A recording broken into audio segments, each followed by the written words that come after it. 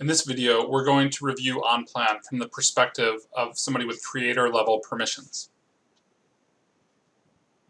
So this is the OnPlan interface, and the first thing we'll look at is our scenario selector at the top of the page. You can see we're currently in our base case scenario. The base case has a number of snapshots. Snapshots are frozen versions of the model that you can use to revert back in time or to use for budget versus actual comparisons. You'll see we also have a high case scenario, and it also has a number of snapshots. You can always create a new snapshot or a new scenario over here. We're in our SaaS demo model, but there are other models in this account as well. And we're currently on our global KPI dashboard. And at the top of this dashboard, we have bookings, revenue, MRR, KPI boxes. I can move them around on the page. Here we have key ratios, cash and burn. When I click on an item in the legend, it disappears from the chart and the axis resizes. You'll see this white portion of the chart represents historical data. In this case, this is data we're pulling in from QuickBooks. We can also pull data from Xero and NetSuite as well. This is our first forecast month, July 19. You can see the company is turning cash flow positive in October of 21. When we layer in our cash ending balance, you'll see October 21 is also the most negative portion on the chart in terms of a cash balance. Here we have revenue by stream, so you can decompose these charts again. This is existing customers. It's going down. The revenue is going down over time due to churn. This data will be coming in from your CRM. In this case, it's Salesforce, but it could be HubSpot, Pipedrive, etc. We can layer in our pipeline data, also coming from your CRM, and then new logos will be based on forward-looking assumptions. Here are our FTEs, recurring, non-recurring, and annual recurring revenue, bookings and revenue, cash in and out.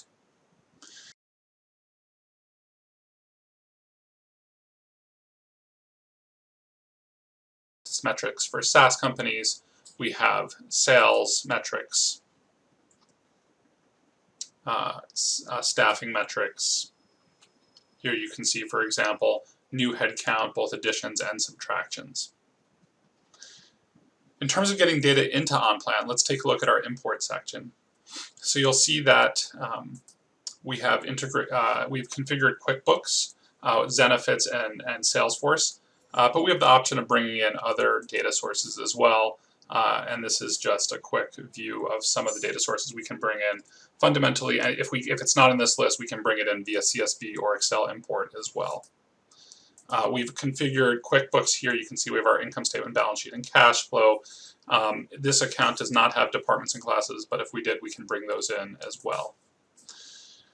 And in terms of updating data, you can simply download this and re-upload again to update other items. So that's getting your historical data in. In terms of forward-looking assumptions, we'll take a look at our revenue assumptions first.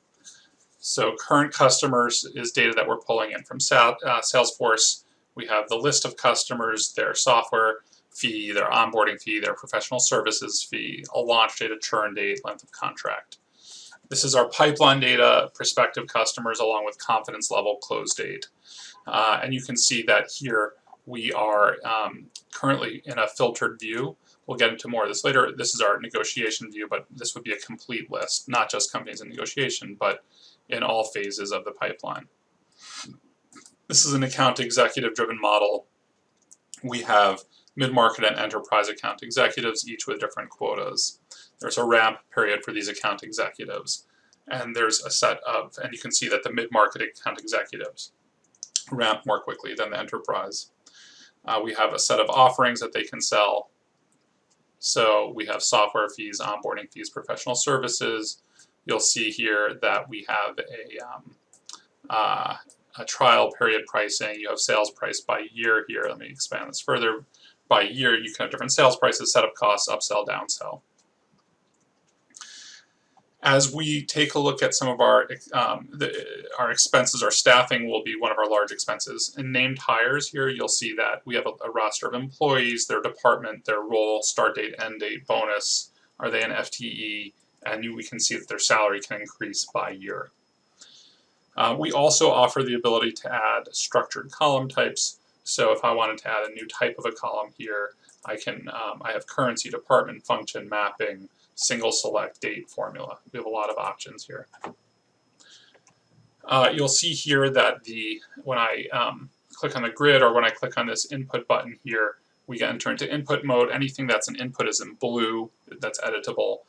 These green are formulas, and those are not inputs. The blue are inputs. You'll see here that when we make a change here, it's going to be going to all of our scenarios. Whereas if I move the selector to just this scenario, that would be base scenario alone. All scenarios would be a combination of base and high. So this is how we're dealing with named hires. We also have the option of creating views of the data. So this, I'm clicking into an engineering view of the data. And here you'll see we have a filter set by department contains R&D. Let me go back over here. So now everyone in this view is in the R&D department, and then we're further grouping this by role, as you can see here. We can create a new view really easily, so I would just create a new lookup view, and let's call this sales. And here, instead of filtering by department contains R&D, we'll filter by contains S&M. Now you'll see everyone's in the S&M department and still grouped by roles. Another way that we allow you to forecast your staffing is with what we call our general and trigger hires. So here, if I wanted to hire 3 engineers in April or 1 leadership person in August, I can just enter them directly in here. But we offer a third alternative, which is a trigger-based approach. So for every 100 customers, I need to have an ops person. Every 6 months, I want to hire a mid-market account executive. Or for every $2 million of revenue, I need a new leadership person. Now let's take a look at our income statement.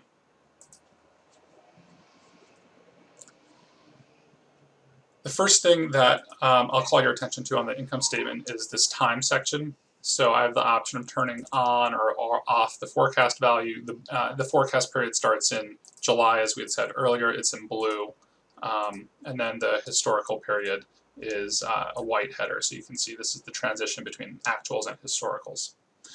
Now you'll see that with quarterly is turned off, but I can turn that on, and now I have these quarterly summaries. I can also turn off, let's say, both monthly and quarterly, and I'm left looking at a yearly summary. Another thing that I can do, if I want to constrain the amount of time that I'm looking at, let's say we only wanted to look at Q2 for April for 2020, so we look at from April 2020 until June 2020, we can do that as well with that time constraint option. Something else we can do from, let me turn back on our month view. We also offer the option to turn on growth rates, so I can look at how are we growing month over month with our last month view, or maybe I want to see how we're growing against the same month last year. And here, let's scroll here to where we have year-over-year data. So this is comparing how May 19 compared against May 18, and there's 133% improvement here.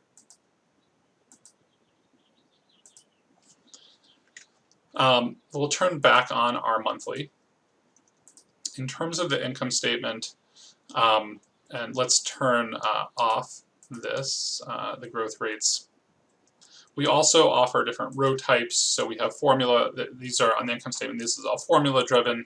You can see this H consistent means that as I make a change to one cell, it will propagate across the entire row. But it might be that I just want to change one cell and not the entire row, so I can click that off, and now it will not be horizontally consistent for onboarding. So to edit a formula, I just double click into it. Now I turned off the horizontal consistency here.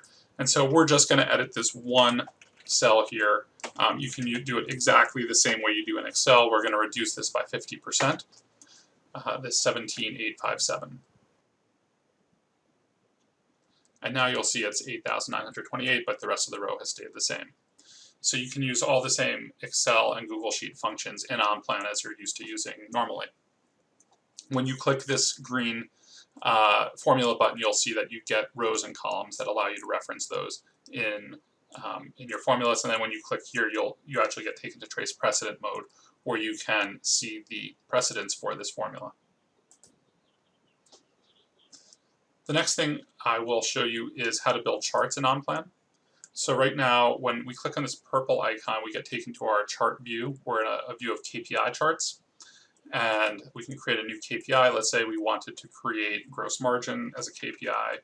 And let's say we want to do it for all, or for a Q4 of 2020. So we'll do 2020 Q4 created, and it shows up right there. Let's say that we wanted to build a chart of revenue.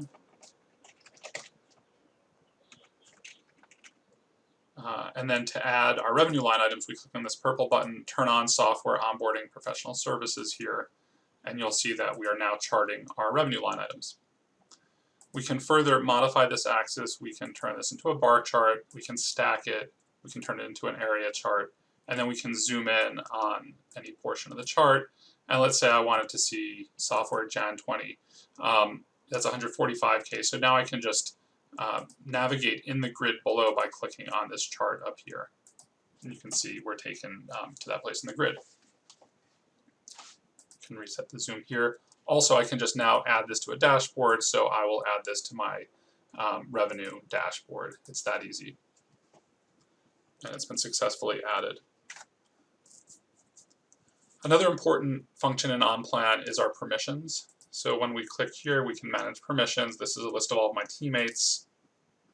And I can invite a collaborator here, and we'll do collab. We'll call this teammate at onplan.co. We'll call this teammate Smith. And we'll set this person as a creator. Actually, we'll set this person as a contributor.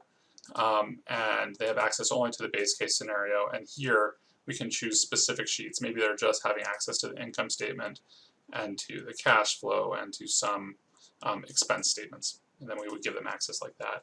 So you have the option of giving access to people within your company at the model scenario and sheet level.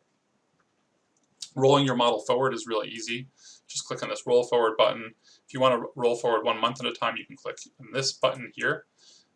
Or if you want to roll forward multiple months at a time, you can click on the calendar here. And if you ever have questions about using anything in OnPlan, you can click on this FAQ help button, and you can find, we have a help section here, and then a number of video walkthroughs as well here. You can also contextually ask a question here, so I'll type in formula.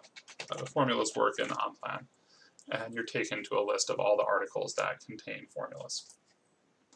And then you get contextual inline help here. So we appreciate you taking the time to watch this video, and we're always available to answer any of your questions or help you to walk through our platform. Thank you.